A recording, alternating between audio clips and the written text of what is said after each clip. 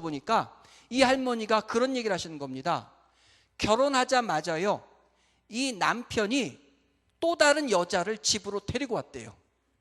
그러면서 그 여자를 안방에다 앉히고요, 이 할머니는 그때부터 그 새로 들어온 그 새 여자를 위해서 밥해주고 빨래해주고 애도 키워주고 일평생을 그렇게 살았답니다.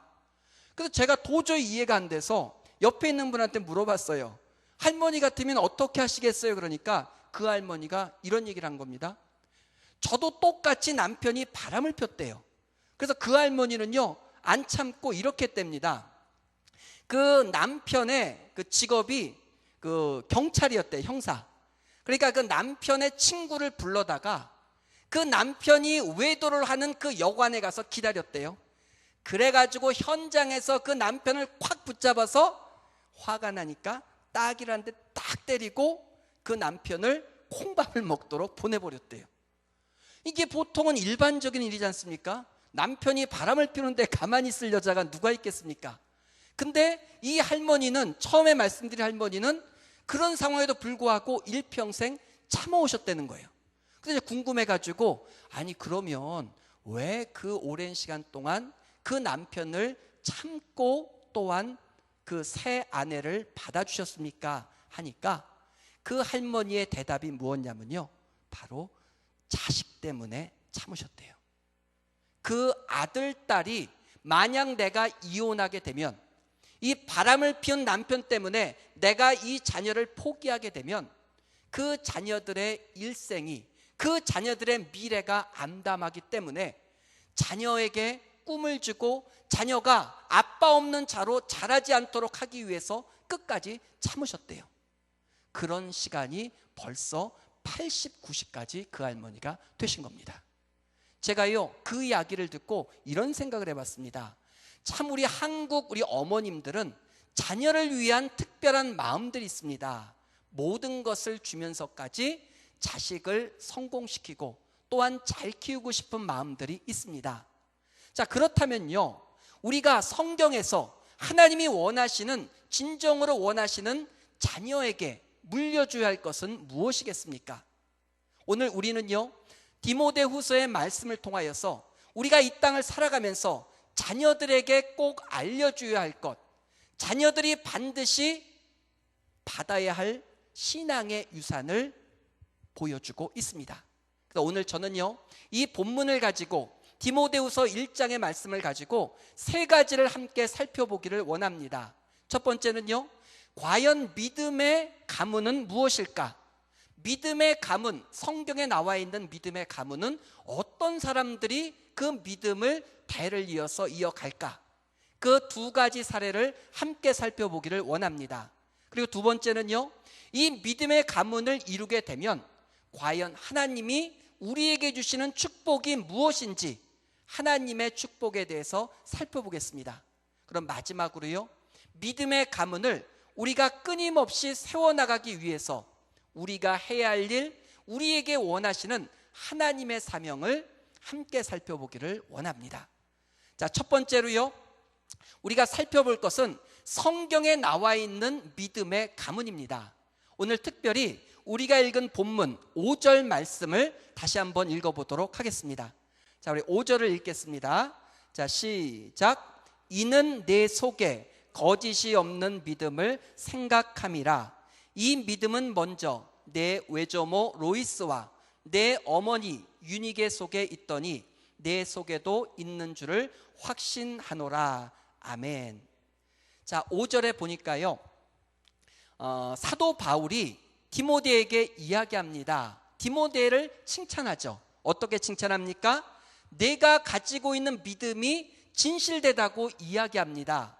왜냐면요, 그때 당시에 거짓의 믿음을 가진 사람들이 많았습니다. 처음에는요, 예수님을 믿는다고 막 사도 바울을 돕다가 박해가 오고 어려움이 오니까 다 떠난 거예요, 사도 바울을. 그런데도 불구하고 이 디모데는 끝까지 사도 바울을 지킵니다. 그러면서 사도 바울이 이 디모데를 향해서 칭찬합니다. 네 마음 가운데 거짓이 없는 믿음이 있다고 칭찬합니다. 근데 이 믿음이 그냥 디모데가 잘나서 디모데가 열심히 노력해서 그 믿음을 가진 것이 아니라고 이야기합니다.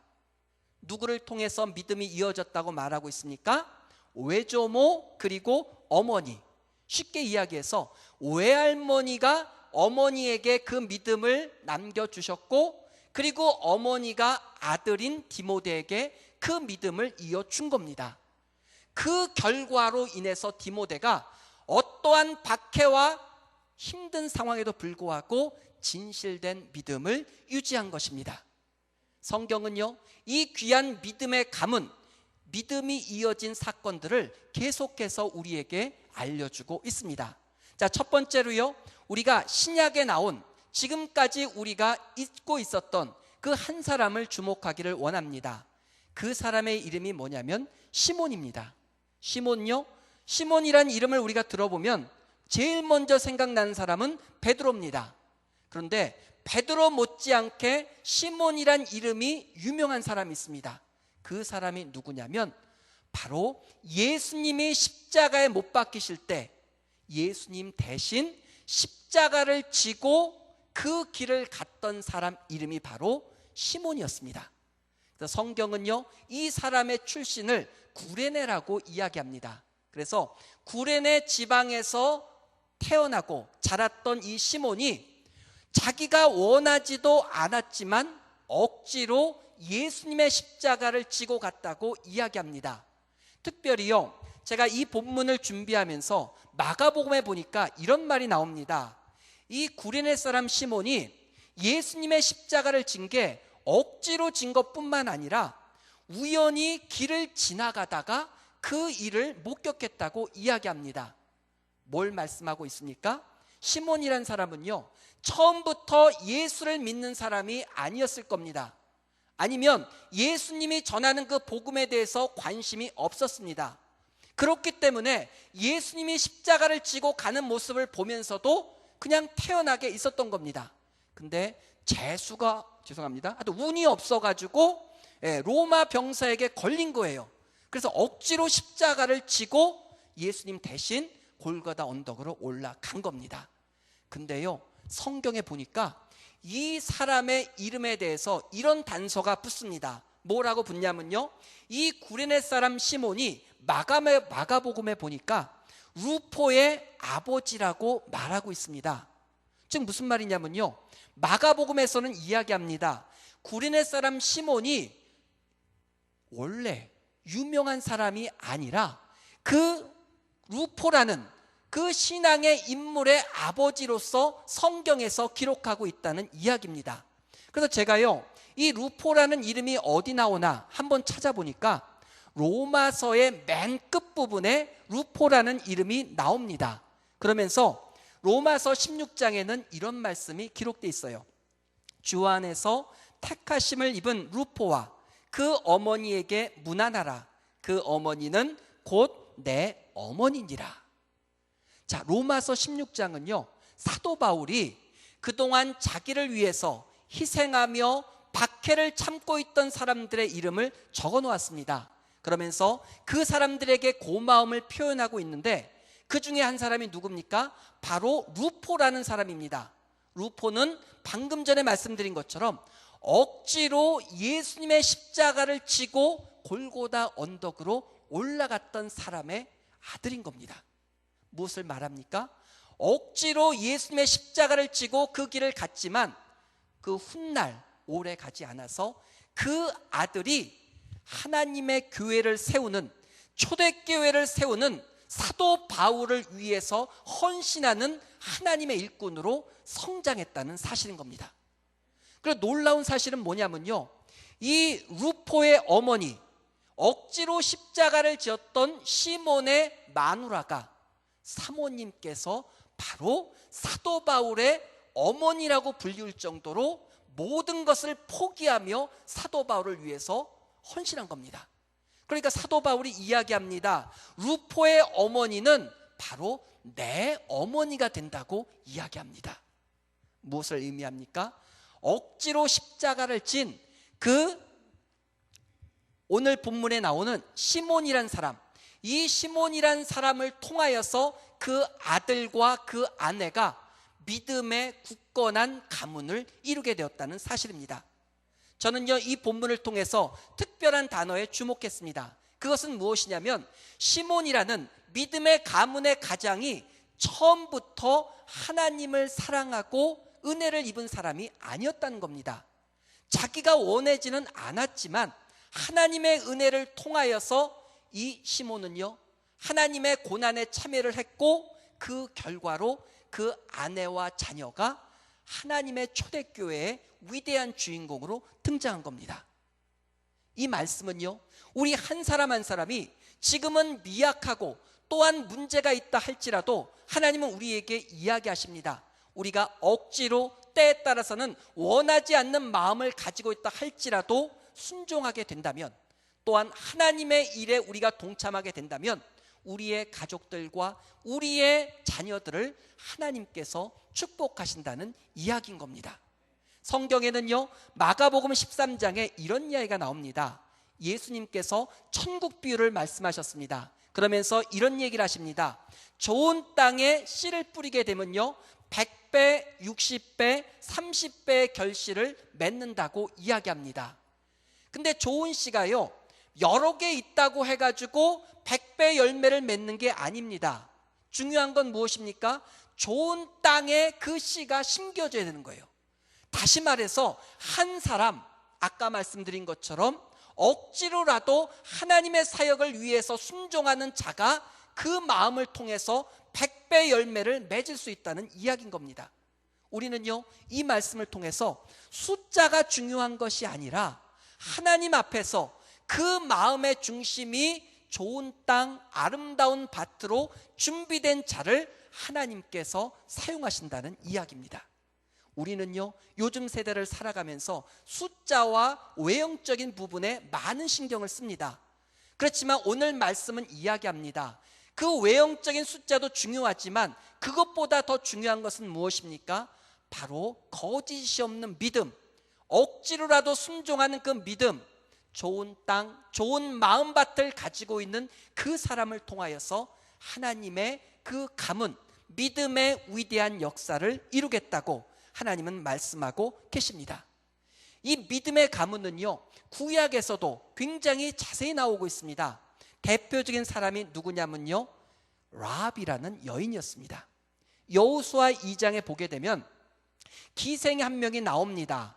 바로 라합이라는 여자였거든요.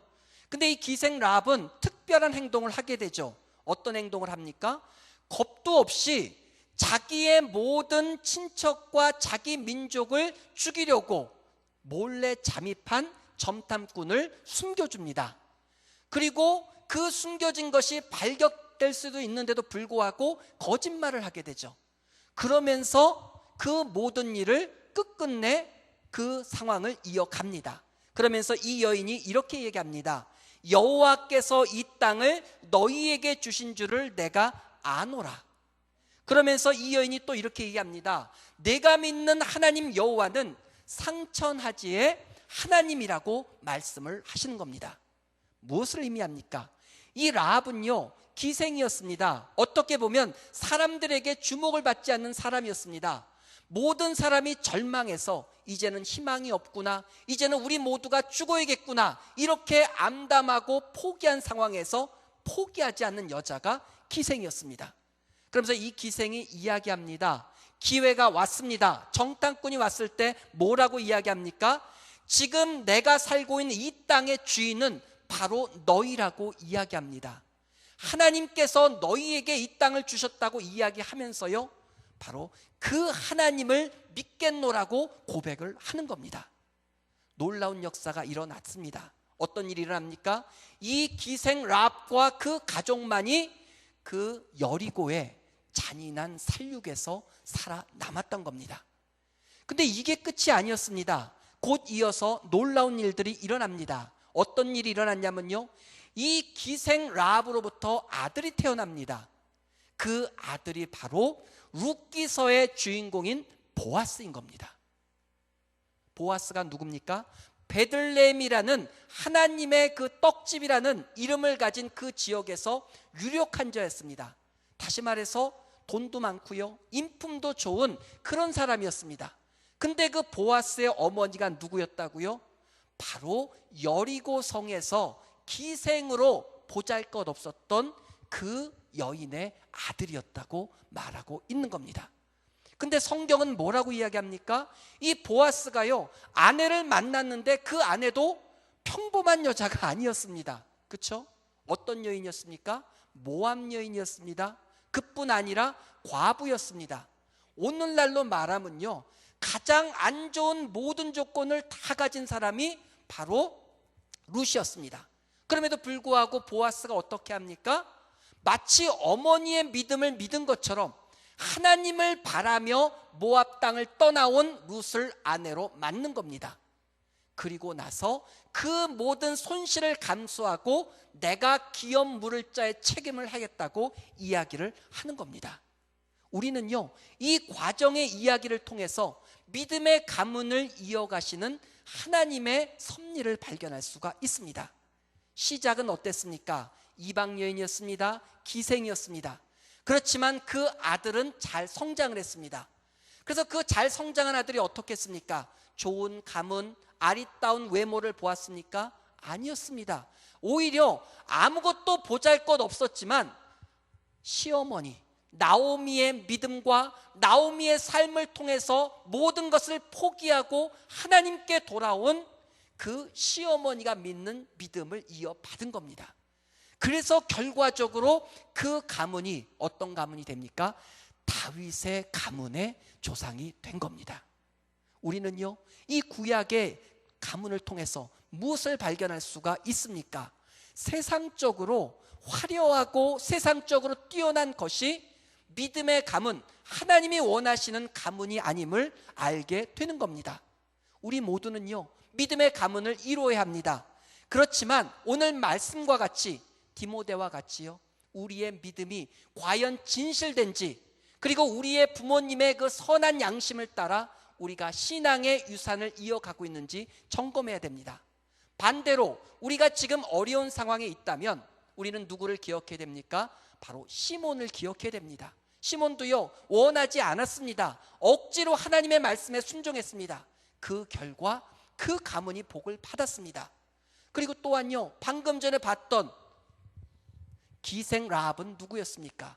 이방 여인의 직업도 별 볼 일이 없었습니다. 그럼에도 불구하고 하나님께서는 라합을 통하여서 보아스와 룻과 다윗을 연결하는 믿음의 가문을 이루셨습니다. 이 말씀은요, 우리의 현실과 상황을 보고 낙담하기를 하나님은 원하지 않으시는 겁니다. 우리 한 사람 한 사람이 믿음의 주인공이 될 수 있다고 하나님은 얘기하고 있습니다. 이 말씀을 믿으시고 오늘 믿음의 가문을 향한 하나님의 귀한 뜻을 품으시기를 주님의 이름으로 축복합니다. 자, 두 번째로요, 우리가 믿음의 가문을 이루게 된다면 어떠한 축복을 우리가 받을 수가 있겠습니까? 하나님께서 믿음의 가문을 이루어가는 사람들에게 어떤 은혜를 부어 주시겠습니까? 우리 함께 3절과 4절의 말씀을 읽도록 하겠습니다. 자, 우리 함께 읽겠습니다. 시작. 나의 밤낮 간구하는 가운데 쉬지 않고 너를 생각하여 청결한 양심으로 조상적부터 섬겨오는 하나님께 감사하고 내 눈물을 생각하여 너 보기를 원함은 내 기쁨이 가득하게 하려 함이니. 아멘. 하나님은요, 오늘 디모데후서를 통해서 이야기하십니다. 디모데를 향하여서 사도 바울이요, 간절한 기도를 하고 있었습니다. 디모데를 생각할 때마다 어떤 마음이 듭니까? 눈물이 나는 겁니다. 그리고 그 디모데가 얼마나 순수하게 하나님을 사랑했는지를 사도 바울은 알고 있었습니다. 그러니까 사도 바울이 뭐라고 합니까? 그 디모데를 위해서 기도하면서 내 기쁨이 너를 봄을 통하여서 내 기쁨이 가득하게 되기를 원한다고 이야기를 합니다. 이 말씀은요, 우리가 믿음의 가문을 위해서 하나님을 바라보면서 나아가게 되면 우리 주변에 있는 사람들이 바로 기뻐하며 하나님께 우리를 통하여 그 믿음의 가문을 이뤄가는 사람을 통하여서 하나님을 찬양하며 감사할 수 있다는 이야기인 겁니다. 우리에게 필요한 것이 무엇입니까? 믿음의 가문을 이루기 위한 눈물입니다. 그리고 헌신입니다. 그 과정을 통해서 하나님께서는 우리 주변에 있는 사람들, 바로 우리 교회 지체들과 우리의 가족들과 이웃들을 회복시켜 주시겠다고 하나님은 말씀하고 있습니다. 우리의 사랑하는 지체들이, 또한 우리의 주변의 사람들이 기뻐하기를 원하십니까? 또한 그들이 기뻐하며 하나님 앞에 간절히 기도하기를 원하십니까? 그렇다면요, 우리가 무엇을 해야 합니까? 오늘 말씀과 같이, 디모데와 같이, 그 어머니와 외조모와 같이 그 믿음의 아름다운 유산, 거짓 없는 믿음을 향하여서 나아가게 된다면 바로 우리를 통하여서 우리 주변에 있는 사람들이 기뻐하며 하나님을 찬양하는 역사가 이루어질 것입니다. 우리는요, 특별히 요한복음 16장 7절의 말씀을 기억해야 됩니다. 요한복음 16장 7절은 이렇게 증거하고 있습니다. 그러하나 내가 너희에게 실상을 말하노니 내가 떠나가는 것이 너희에게 유익이라. 내가 떠나가지 아니하면 보혜사가 너희에게로 오시지 아니할 것이요 가면 내가 그를 너희에게로 보내리니. 예수님께서요, 이 땅을 떠나가는 것을 두려워하는 제자들에게 이야기하십니다. 내가 이 땅을 떠나가는 것을 두려워하지 말라고 말씀하십니다. 보혜사, 더 큰 은혜를 통하여서 너희를 지키고 보호하실 하나님의 영을 너희에게 내가 보내주겠다고 예수님은 말씀하고 계십니다. 바로 우리가요, 믿음의 가문을 위해서 하나님만 바라보고 나아가게 된다면 하나님께서 이러한 위로와 이러한 놀라운 역사를 우리에게 주십니다. 어떤 사람은요, 건강이 아파서 여러 가지 힘든 사항들 때문에 가족들과 떨어져 있어야 될 사람도 있고요, 아니면 그 아픔 때문에 가족들의 얼굴을 보지 못하는 사람들이 많이 있습니다. 그럴 때 오늘 말씀은 뭐라고 이야기합니까? 우리가요, 하나님의 마음으로 우리가 믿음의 가문을 향해서 내 삶을 통하여서 나아가게 된다면 우리 주변에 있는 자들에게 하나님의 위로, 하나님의 감동을 통하여서 그들을 회복시켜 주실 것이라고 말합니다. 내가 떠나는 것이, 내가 그 자리에 없는 것이 가족들에게는 큰 아픔처럼 보이지만 하나님께서 더 큰 은혜와 위로를 통해서 그 자녀들을 지켜주시겠다고 말씀하고 계십니다. 우리는요, 이 말씀을 믿어야 합니다. 예수님을 향하여서 정말로 불안해하는 제자들에게 이야기하십니다. 내가 떠나게 되면 너희에게 더 좋을 거라고 말하고 계십니다. 여러분의 자녀에게, 우리에게 우리가 무엇을 말해야 합니까? 내가 지금 설사 아프고 힘들고 너희 곁을 떠난다 할지라도 바로 내가 너희를 위하여 기도하며 믿음의 선한 싸움을 싸운 것을 하나님께서 너를 통하여 이루시고 또한 너를 지키실 거라는 하나님의 약속을 우리가 꼭 전달해야 할 것입니다. 자, 마지막으로요, 우리가 믿음의 가문을 위해서 해야 할 사명이 있습니다. 그 사명이 무엇입니까? 하나님이 주신 은사로 담대해야 합니다. 자, 우리 함께 6절, 7절, 8절의 말씀을 읽도록 하겠습니다. 우리 함께 읽겠습니다. 시작. 그러므로 내가 나의 안수함으로 내 속에 있는 하나님의 은사를 다시 부릴 듯하게 하기 위하여 너로 생각하게 하노니, 하나님이 우리에게 주신 것은 두려워하는 마음이 아니요 오직 능력과 사랑과 근신하는 마음이니, 그러므로 내가 우리 주의 증거와 또는 주를 위하여 갇힌 자 된 나를 부끄러워 말고 오직 하나님의 능력을 쫓아 복음과 함께 고난을 받으라. 아멘. 자, 이 말씀은요, 사도 바울이 마지막으로 남긴 서신서라고 말해주고 있습니다. 어떻게 보면요, 유언을 담은 사도 바울의 마지막 편지입니다. 그렇기 때문에 가장 소중한 것을 아마 디모데에게 주고 싶었을 겁니다. 사도 바울이 디모데에게 준 가장 큰 선물이 무엇이었습니까? 하나님의 은사였습니다. 하나님의 능력이었습니다. 근데 우리는요, 하나님의 능력이라면 이렇게 생각합니다. 막 병을 고치고 죽은 사람을 살리는 거라고 이야기합니다. 근데 오늘 본문에 보니까 하나님의 은사, 사도 바울이 디모데에게 주기를 원하는 은사는 무엇이었습니까? 바로 두려워하지 않는 마음이었습니다. 바로 근신하는 마음이었고요, 복음을 부끄러워하지 않는 하나님의 마음을 주기를 원한 겁니다. 왜 그렇겠습니까? 수많은 사람들이요, 선한 양심을 버렸습니다. 진실된 것처럼 예수를 따라가다가 결과적으로 그 모든 것들을 버리고 사도 바울의 마음을 아프게 한 겁니다. 그 힘든 교회에, 그 어려운 상황 가운데 사도 바울이 무엇을 가장 소중하게 생각했습니까? 박해와 어려운 상황에도 불구하고 세상을 두려워하지는 마음을 하나님께 받기를 원했던 겁니다. 복음 때문에 사도 바울이 지금 죽는 그 상황이 있다 할지라도, 네가 복음 때문에 사랑하는 가족이 죽는다 할지라도 복음을 부끄러워하지 말라고 이야기합니다. 모든 것을 잃어버리는 상황이 올지라도 너는 너희의 말과 너희의 행동을 조심하여서 근신하라고 이야기합니다. 그리고 사랑하라고 이야기합니다. 하나님은요, 오늘 말씀을 통하여서 우리 한 사람 한 사람이 하나님의 복음을 부끄러워하지 말도록, 또한 세상을 두려워하지 말도록 이야기하고 계십니다. 우리가 돈이 없습니까? 우리가 직업이 지금 어려운 상황에 있습니까? 우리의 미래가 불투명합니까? 사도 바울은요, 그거보다 더 힘든 상황이었습니다. 지금 감옥에 갇혀서 죽기 얼마 남지 않았습니다.